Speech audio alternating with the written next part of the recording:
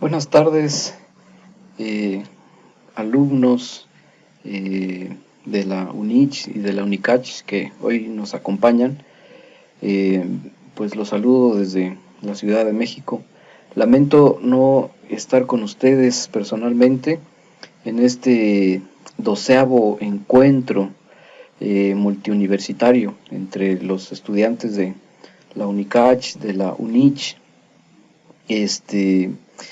Es definitivamente muy enriquecedor poder estar presencialmente con ustedes. Sin embargo, me fue imposible.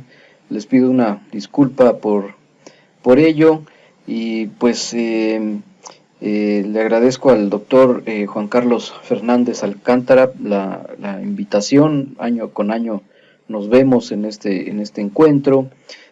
También le agradezco a la doctora Laura Hernández Pinto, que también es parte importante de la organización y llevar a cabo y a buen fin cada uno de estos encuentros.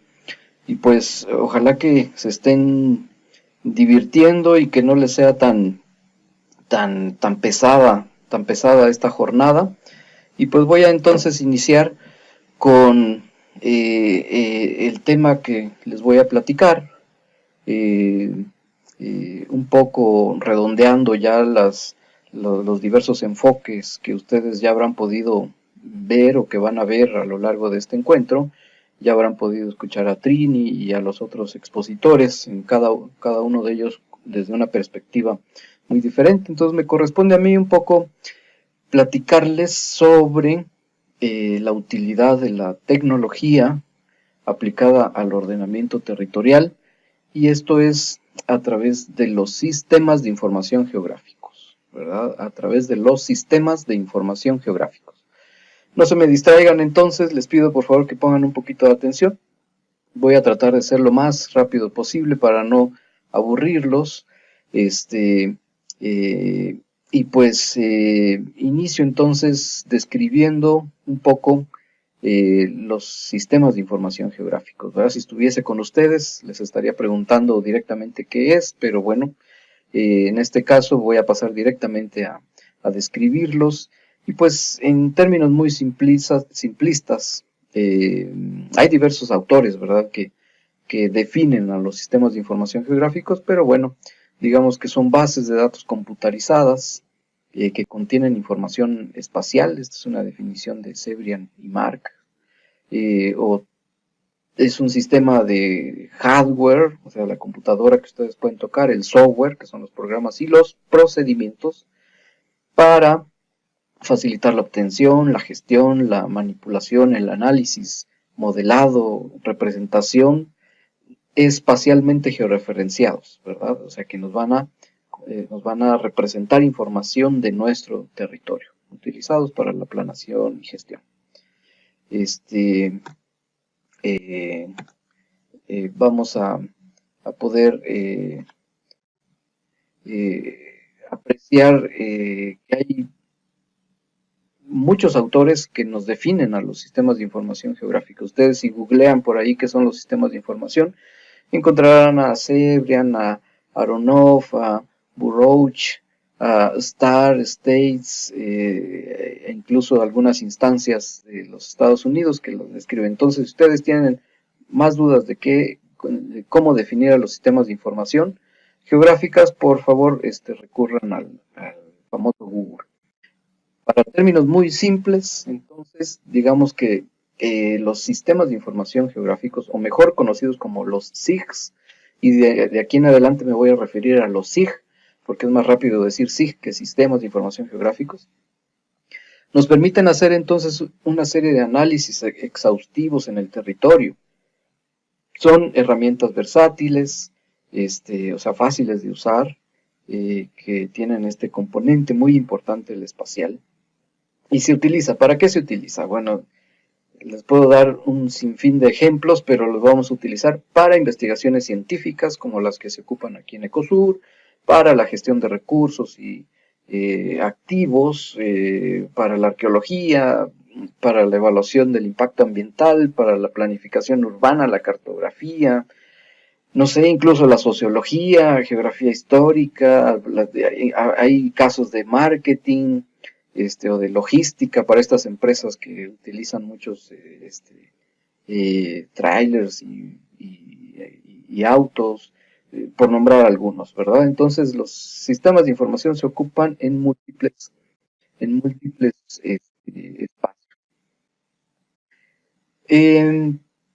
Voy entonces a mostrarles una primer parte de esta presentación, que es el uso de los sistemas de información geográficos para la resolución de problemas reales. Yo le llamé una aproximación al ordenamiento territorial.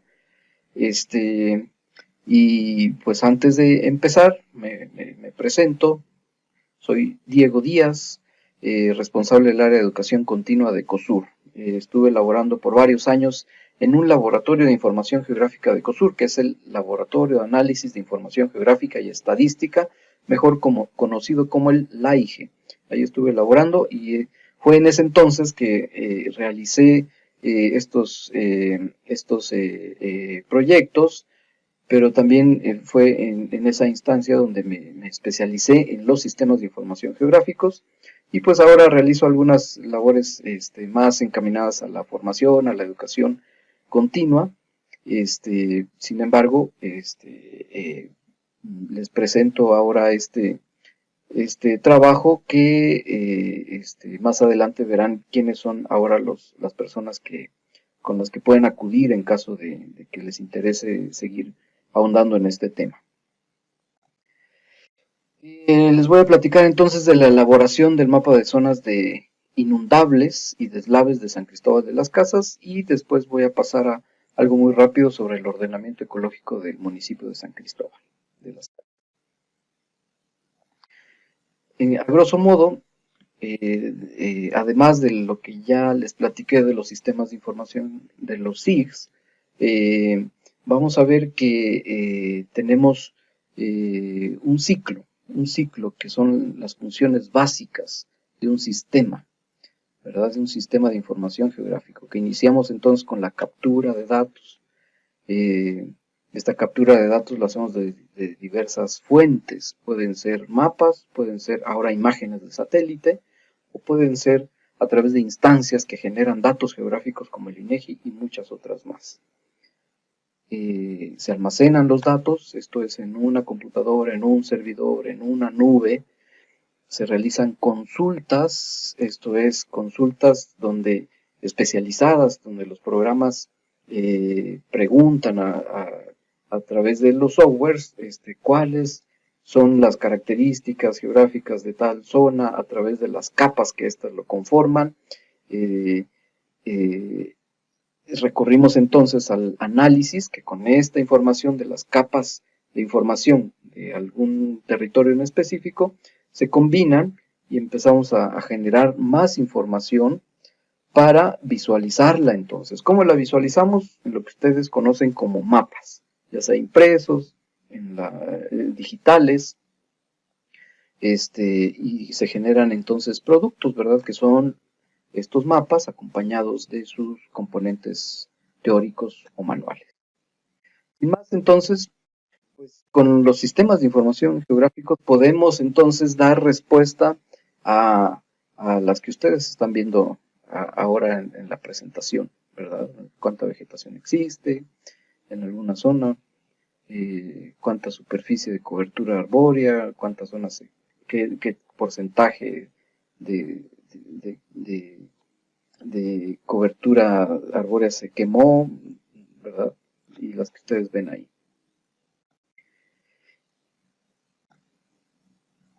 Entonces, para este proyecto de la elaboración del mapa de peligro por inundación y deslaves en San Cristóbal, se utilizaron diversos insumos. Empezamos describiendo entonces San Cristóbal, y basta con que salgan allá afuera al rato a comer y observen que San Cristóbal está rodeado por montañas. Los observamos aquí en las zonas de color moradito, porque ese color morado indica que estamos cerca a los 2.500 metros sobre el nivel del mar, y tenemos un valle al interior, ¿verdad? Un valle que se encuentra más o menos a los 2100 metros sobre el nivel del mar. Vemos algunos ríos que atraviesan ese valle. Vemos un montículo aquí en medio de ese valle, que es el famoso Cerrito de San Cristóbal. Ojalá que lo puedan visitar hoy o quién sabe en qué otro momento, pero es una manera de ver todas las ciudades de este punto. Eh,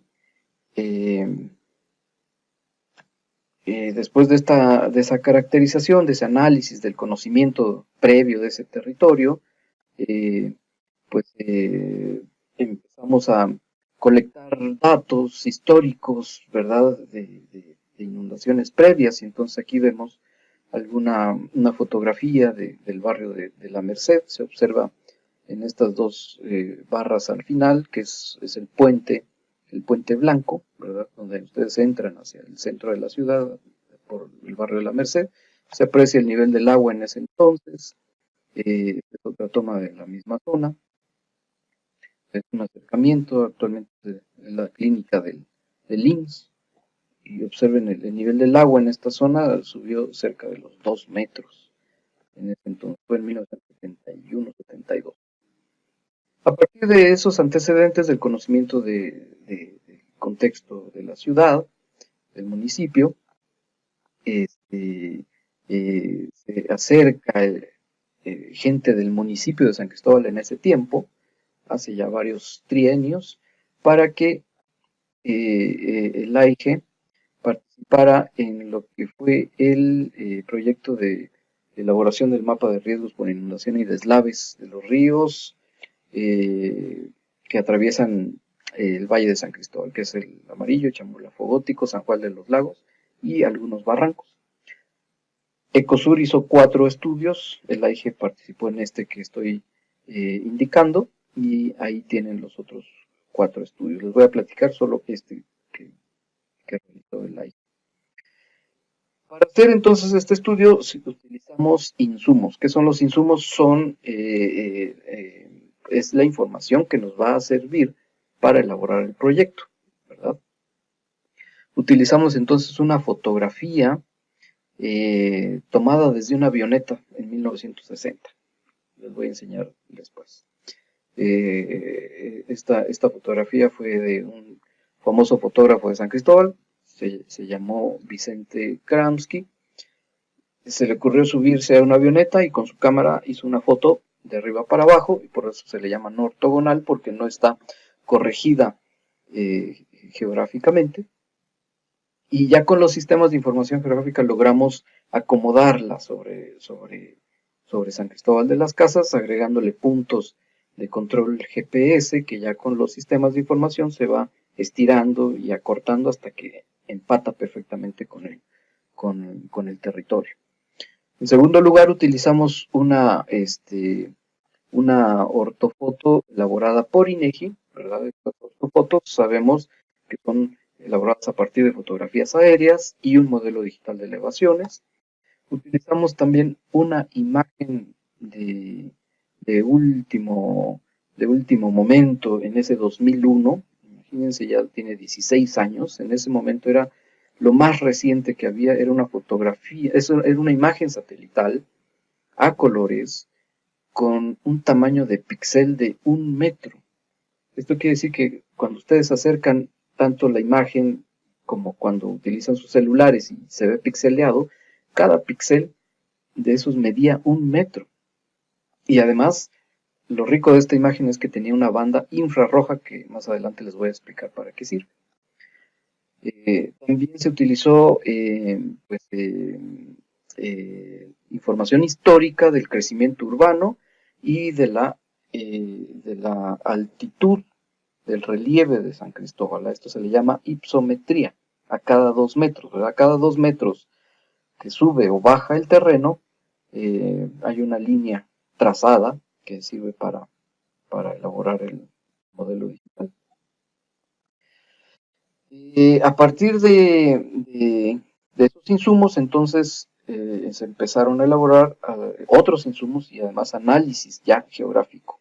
Por ejemplo, a partir de la elaboración del modelo digital de elevaciones, cada 2 metros, y de los escurrimientos, o sea, de los ríos, se pudo construir el mapa de pendientes pronunciadas. Y este mapa entonces nos dice aquellas zonas que si se combinan con la presencia humana, entonces nos indica que hay riesgo, hay un riesgo de deslave, riesgo de derrumbes. Se pudo georreferenciar esta fotografía ortogonal que ya les platiqué para hacer entonces el análisis de cambio histórico, que es este tercer producto, de las áreas ocupadas, o sea, de las áreas que actualmente ya se encuentran ocupadas. Entonces hicimos un análisis o una secuencia de cómo se ha venido ocupando. Y entonces al final se sobrepuso la imagen iconos, o la imagen de satélite de última generación en ese momento, sobre el modelo digital, que nos permitió entonces hacer unas simulaciones de inundación y sobre todo hacer sobrevuelos sin la necesidad de gastar en helicópteros, en avionetas y en otros gastos que iban a salir sumamente caros. Entonces esto nos evitó hacer los modelados desde la computadora. Digo, esto nos ayudó a hacer los modelados desde la computadora. Recurrimos entonces a la simulación de inundaciones, identificamos la modificación del cauce de los ríos. Van a ver en las imágenes siguientes cómo es que dramáticamente se modificaron los cauces de los ríos, lo que provocó un desastre en este tiempo. Y entonces se elaboraron los polígonos de zonas inundables, ¿verdad? Y además se reforzó la información, obviamente, con el trabajo de campo, es decir, salimos a entrevistar a las personas de las colonias, a las zonas donde viven estas gentes para hacer una delimitación más exacta, ¿verdad? No podemos dejar de lado el trabajo de los TIC si no salimos adelante, no salimos a campo a investigar. Bueno, entonces tenemos acá el modelo digital de elevaciones, o sea, los cerros. Los cerros están modelados, los cerros y el valle de San Cristóbal en medio, y más en medio está el cerrito de San Cristóbal, y lo que vemos en verde es el área ocupada, las 16 cuadras que se ocuparon en 1528, cuando se fundó San Cristóbal de las Casas, ¿verdad? Eran 16 cuadras, es el centro histórico.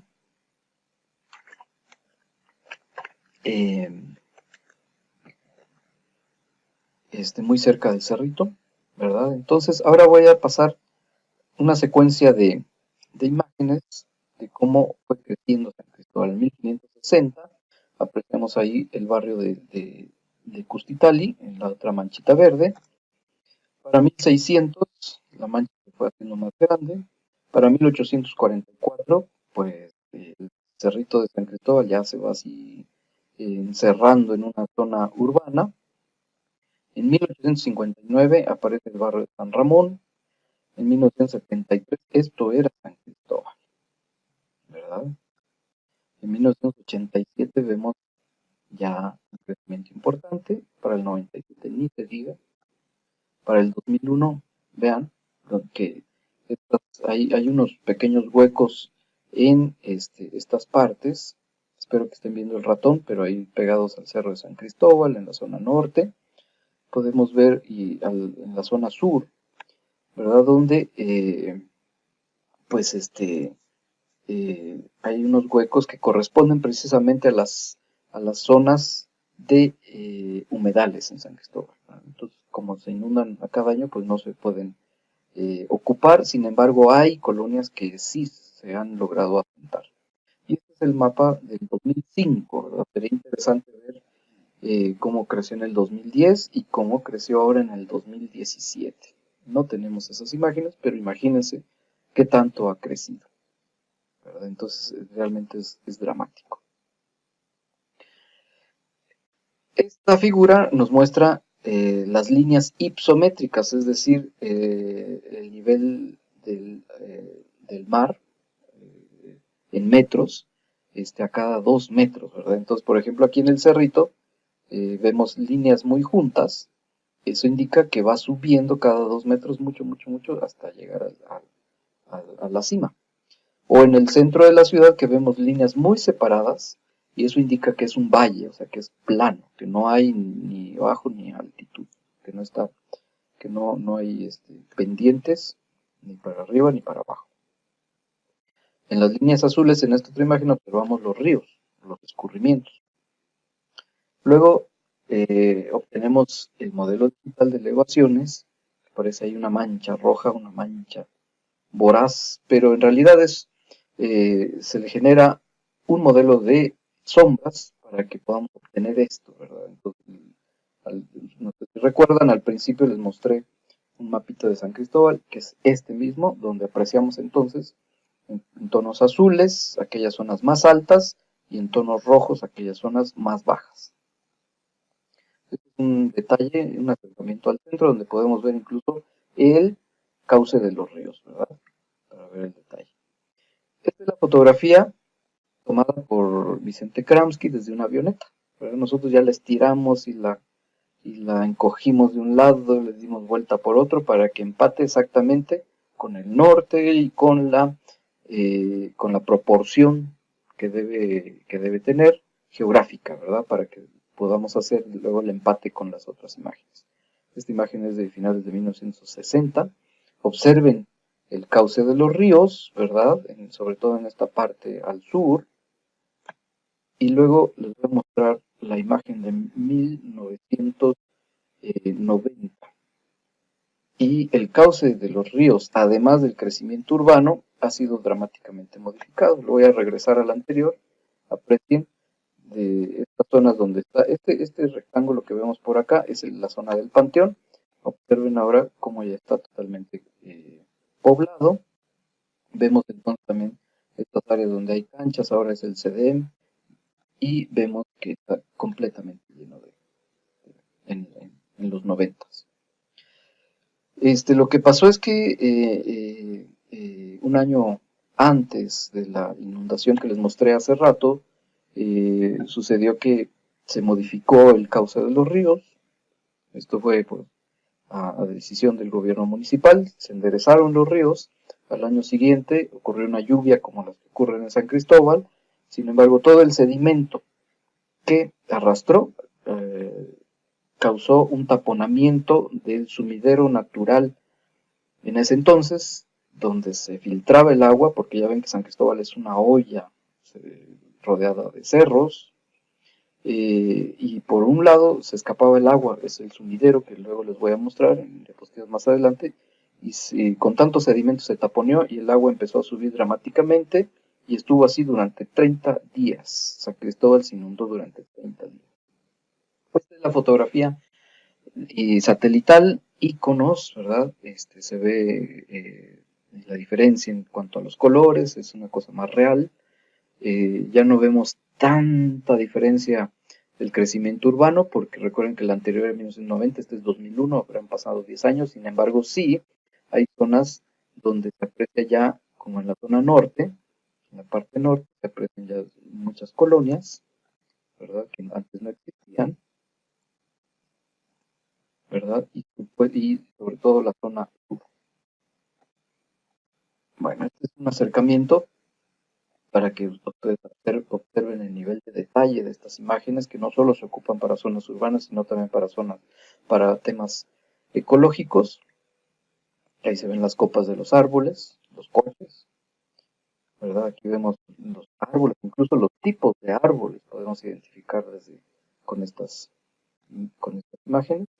Y este es ahora el resultado de esa gran inundación fue que el gobierno federal, el presidente de México en ese entonces, mandó a hacer este túnel de casi 14 kilómetros que atraviesa todo el cerro, donde el agua empezó a fluir en ese entonces y fue que gracias a este túnel se logró bajar el nivel del agua después de haber estado 30 días inundado. ¿Verdad? Aquí se ve entonces la entrada, al fondo se ve la ciudad. En la parte más baja de San Cristóbal, aquí la tenemos, todo el periférico sur, en esta pequeña lagunita que ven por acá, ahí era donde el agua entraba de manera natural, se filtraba a través del suelo y salía en algún lado del otro lado del cerro. Ahora el túnel entonces tiene una entrada de este lado, acá, y atraviesa por 14 kilómetros todo el cerro. Esta es una simulación del nivel más bajo, que es el sumidero, este, hasta el lugar donde ustedes vieron la fotografía donde estaba inundado en el barrio de la Merced. Empezamos a llenar entonces este modelo digital de elevaciones a cada metro y encontramos que para que el agua que ustedes vieron en el barrio de la Merced llegara a esos niveles, en este punto más bajo subió 9 metros y medio el agua. Ahí está. Entonces, en el punto más bajo aquí quedó una alberca de 9 metros y medio de profundidad de agua. Y esta imagen combinada con el modelo digital y con las zonas inundables entonces nos permitió hacer estos modelados que no son sobrevuelos, no son fotografías desde aviones o helicópteros, es modelado en la computadora. En polígonos azules vemos las zonas más bajas inundables y por ahí vemos, por ejemplo, el barrio de San Ramón, que es un barrio que se inunda, ¿verdad? Sabemos de eso, que cada año sufre de inundaciones. Por acá hay otras colonias. Vemos unas zonas muy aledañas a las colonias en esta otra parte que les estoy indicando. Esta es la zona norte de San Cristóbal, por aquí se encuentra el barrio de La Hormiga, y vemos entonces en polígonos rojos aquellas zonas con peligros de deslaves, combinados entonces con algunos otros polígonos en azul que son encharcamientos o inundaciones. Esta es otra perspectiva de la misma zona. Vemos entonces un poco más claro donde las zonas que se encuentran en riesgo. Esta es la zona sur, por aquí vemos el Colegio de la Frontera Sur, aquí están ustedes ahora, y esta es la entrada hacia la UNICH, por aquí está la UNICH, en ese tiempo no estaba construida, pero por aquí está. Y estos son los humedales, no existía el parque de los humedales, ¿verdad? Que fue una aberración, pero bueno, luego les platico. Esta es la zona del sumidero, y pues aquí hay una colonia que es Montes Azules, ¿verdad? Si ustedes visitan la colonia Montes Azules van a ver que hay incluso un bordo aquí que protege de las inundaciones, pero bueno, ojalá nunca pase a más. Hace rato les platiqué de que esta imagen de satélite en ese momento tenía una banda adicional infrarroja. Esto quiere decir que además de los 3 colores que percibe el ojo humano, que es el rojo, verde y el azul, en sus siglas en inglés es RGB, Red, Green, Blue, tiene una banda infrarroja. Esa banda infrarroja la podemos reemplazar por cualquiera de las bandas, sea roja, verde o azul, y nos va a mostrar información muy interesante.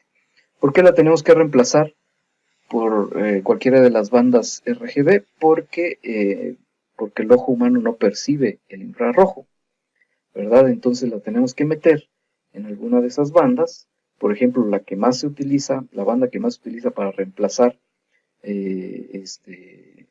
o insertar la información infrarroja es el RIB, el rojo. En ese rojo insertamos la banda infrarroja y entonces nos va a mostrar unas cosas maravillosas, sobre todo cuando se trata de vegetación. Resulta que cuando le metemos el infrarrojo en el rojo, nos va a mostrar la vegetación roja. Esto es porque la clorofila que tienen las hojas verdes absorbe, o sea, se alimentan de la luz del sol, o sea, de la luz infrarroja, y se traduce entonces en una imagen con vegetación roja. Y si es un rojo muy intenso, nos indica que es vegetación muy alta, o sea que son bosques, selvas muy altos, y si es vegetación rosita, nos indica entonces que son pastizales, pero son tonalidades de rojo que nos permiten verlo mucho más claro que el verde normal, ¿verdad? Entonces, además de que el infrarrojo penetra todavía aún más sobre las capas de vegetación. En este caso se utilizó en este caso, en esta imagen que les estoy mostrando, se utiliza el rojo, verde, azul, y vemos entonces los colores naturales, y encerrados en una línea azul las zonas inundables, pero cuando le cambiamos a una banda infrarroja, en este caso estamos reemplazando el azul por la banda infrarroja, vemos entonces que se marcan aún más aquellas zonas donde hay humedad. Esto es porque en las zonas oscuras es donde hay más humedad, y esto es porque el agua absorbe más la luz infrarroja, y por lo tanto el sensor no le va a rebotar más luz porque fue absorbida por el agua y se va a representar en tonos negros. A diferencia de una piedra que sí rebota totalmente la luz al sensor satelital, y se va a ver entonces, las piedras se van a ver en tonos blancos totalmente. Si reemplazamos la banda roja por la infrarroja, vemos entonces este otro patrón, donde se ve todavía aún más clara aquellas zonas donde hay humedad, son colores muy oscuros, pero además aquí vemos en los colores rositas, vemos que son pastizales, y eso es completamente cierto. Por ahí vemos uno que otro arbolito en esta parte, y empezamos a ver ya rojos más intensos, ¿verdad? O en esta otra parte de acá, vemos aquí algunos otros arbolitos más grandes, y por lo tanto rojos más intensos. El producto final fue un mapa de identificación de zonas de altas pendientes y con riesgo de deslaves, y los polígonos de encharcamientos e inundaciones, ¿verdad? Que obviamente están incluidas las zonas de humedad. Acompañado de este mapa, pues va una matriz del porcentaje de inundación de aquellos barrios, colonias más afectados. Ahí resalta el barrio de San Ramón con 22 manzanas afectadas, el 75% de inundación, ¿verdad? O tenemos otras áreas como los humedales de la ribera del Río Amarillo, estos se inundan al 100%, y así sucesivamente. Bueno, si esta información, el número de manzanas, la combinamos con la densidad de población, que es más o menos 50 habitantes por hectárea, entonces estaríamos hablando de una afectación de 7.800 personas afectadas. Por alta pendiente, ahí tenemos las colonias, ¿verdad? Que están asentadas en zonas de alta pendiente. Ahí vemos algunas al fondo y en medio del barrio de Guadalupe, ¿verdad? Y abajo tenemos otras colonias aledañas a la zona de La Hormiga. Este es un ejemplo de un estudio, de un proyecto elaborado en el AIGE, pero hay otros, ¿verdad? Que ustedes ya en otro momento, si tienen más interés, pueden darse la tarea de buscar a los integrantes del AIGE y preguntarles, por ejemplo, sobre el diagnóstico de los recursos forestales de la selva lacandona, el ordenamiento territorial de la Sierra, Soconusco y Costa, o del proyecto Aries CRISP Ecosur, que pues sirvió para identificar algunas zonas de riesgo por dengue, por el vector del mosquito. Les dejo aquí entonces los contactos de las personas que integran el AIGE en blanco y el mío en rojo, por si necesitan más información. Ahora voy a pasar rápidamente al ordenamiento ecológico del municipio de San Cristóbal de las Casas. Este proyecto fue liderado por el doctor Miguel Ángel Vázquez Sánchez, lo encuentran aquí en Ecosur también, aquí está su correo. Su correo es con doble Z, sin embargo su apellido es con SZ, ¿verdad? Ahí recuérdenlo. Y inicio comentándoles que las fases del ordenamiento ecológico son 4, que es la caracterización, el diagnóstico, luego el pronóstico y la propuesta. En medio de estos siempre va a estar presente la cobertura vegetal y uso del suelo como insumo base. Es un mapa que se trabaja en la computadora, en los sistemas, en el SIG, ¿verdad? Y siempre va a estar presente para los diversos análisis que se realizan. El proceso inicial es la agenda ambiental, ¿verdad? Donde se hace una identificación de sectores. Todo esto lo trabajamos con la comunidad, con la gente que vive en ese territorio, porque nosotros no podemos, es una regla de oro, no podemos hacer trabajo de SIG, sino estamos acompañados de la gente que nos acompaña o que vive y que conoce el territorio, ¿verdad? Eso debe estar más que claro. No podemos hacer trabajos de gabinete sin conocer el territorio. Entonces, con las personas, con la gente, con las comunidades que conocen ese territorio, se identifican los principales sectores, se arma la agenda ambiental, ¿verdad? Se elaboran talleres para identificar las problemáticas y las causas y efectos de estas problemáticas. Entonces, imagínense el trabajar solo en esta primera fase, que es la fase cero. Luego pasamos a la fase 1, que es la caracterización, es decir, caracterizar, hacer un listado de qué características tiene ese territorio. Lo dividimos en tres. Iniciamos con el aspecto natural, y en el aspecto natural pues delimitamos el área de estudio, vemos qué biodiversidad tenemos, todo esto es en mapas, ¿verdad? Y si no tenemos mapas, pues los construimos y eso es mucho más caro. Por ejemplo, un mapa de biodiversidad, si no se cuenta con esa información, tenemos que contratar a biólogos que sepan utilizar el GPS, ir a marcar, ir a muestrear y después traducirlo en mapas. Hay otros ejemplos ahí, como servicios ambientales, vulnerabilidad, patrimonio, suelos, tipos de vegetación. Esto es muy importante, como ya lo mencioné. La topografía, los suelos, climas y otros.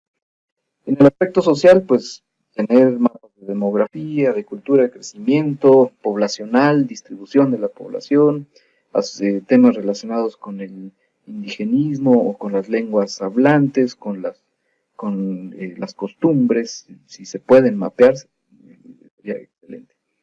En el aspecto económico, bueno, se relaciona entonces con los sectores que ya vimos en la fase cero. Es muy importante detectar estos sectores, priorizarlos, cuáles son los más importantes, tener mapas de economía y empezar a enlistar los atributos ambientales para cada sector, ¿verdad? Por ejemplo, si estamos hablando del sector agrícola, que es muy importante para una comunidad, los atributos ambientales sería entonces conocer el tipo de suelo, la pendiente, el tipo de maíz que se siembra, los patrones de lluvia y información que va a ir orientada para conocer específicamente cómo es el patrón de ese sector agrícola para el maíz, por ejemplo. Pero si es si es ganadero, también tenemos que enlistar estos atributos ambientales que se requieren, ¿verdad? Que crece mejor el pasto o que las vacas están muy flacas y no crece. Entonces se habla entonces de que la aptitud del suelo o el uso del suelo es una cosa equivocada, pero si las vacas están más gorditas, pero además eso influyó para que devastaran la zona y quitaran todo el bosque, pues también se está hablando de una mal uso del suelo. Y hay que reordenar o hay que proponer una nueva ordenación de ese territorio. En la fase 2, en el diagnóstico, entonces se identifican las áreas de preservación, áreas de degradación, áreas de deforestación, de contaminación, se identifican dónde hay áreas naturales de protección o áreas prioritarias para la conservación, ¿verdad? Aquí ya se diagnostica, no se está caracterizando, aquí ya se está diagnosticando. Se genera entonces mapas de qué tan apto es el suelo o el territorio para cada sector identificado. ¿Qué conflictos encontramos entre estos sectores, ¿verdad? ¿Qué compatibilidades e incompatibilidades encontramos? Y todo esto es a través de mapas. Y hay métodos, o sea, son recetas que hay que seguir. No vamos a inventar el hilo negro, ya hay recetas muy claras a seguir para obtener estos productos. ¿Qué limitantes hay para cada sector? En el pronóstico, entonces, ya hablamos de un modelo conceptual de funcionamiento de ese territorio. Un modelo conceptual de funcionamiento, ¿verdad? se identifican entonces los tres escenarios: el tendencial, el conceptual y el estratégico. El tendencial nos dice, si siguen usando el territorio de esta manera, va a suceder esto. El conceptual es el uso idóneo de este territorio sería esto, y esto los llevaría a obtener aquello.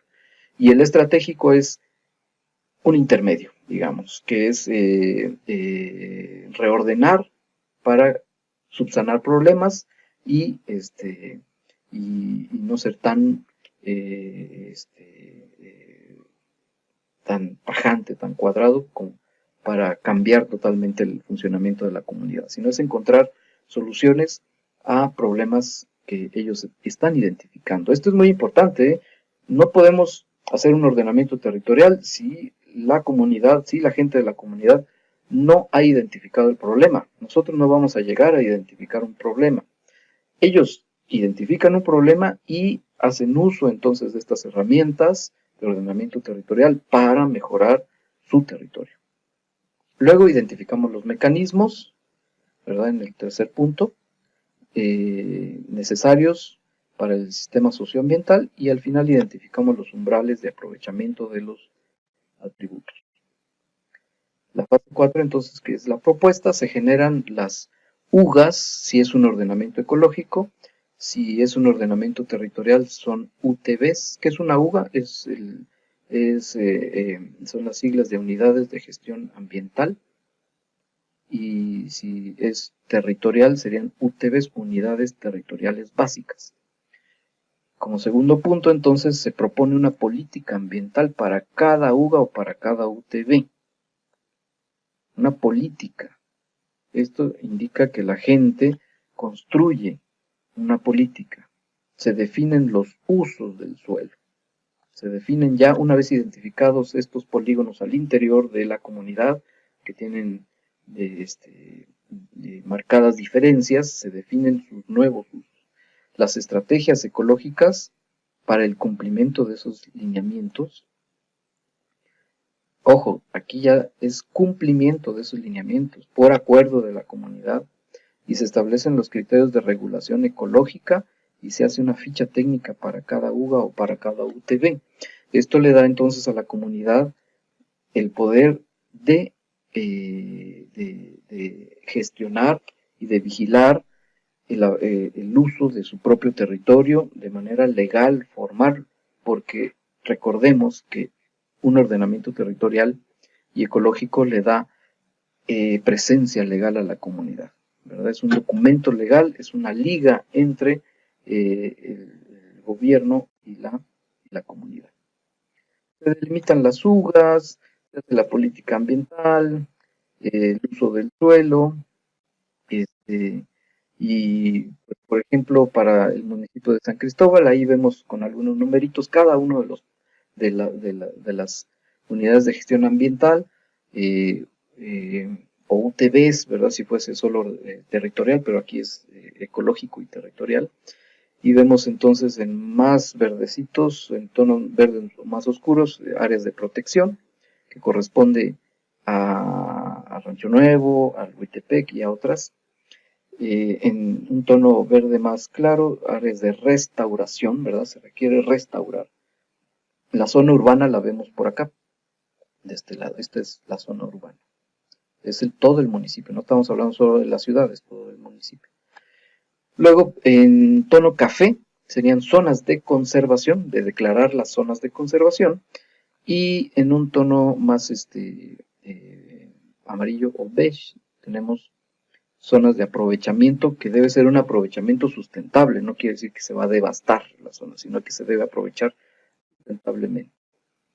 Luego tenemos entonces cómo se obtuvieron las unidades del paisaje, ¿verdad? Las unidades del paisaje son una cosa compleja, pero que nos brinda mucha información técnica del territorio.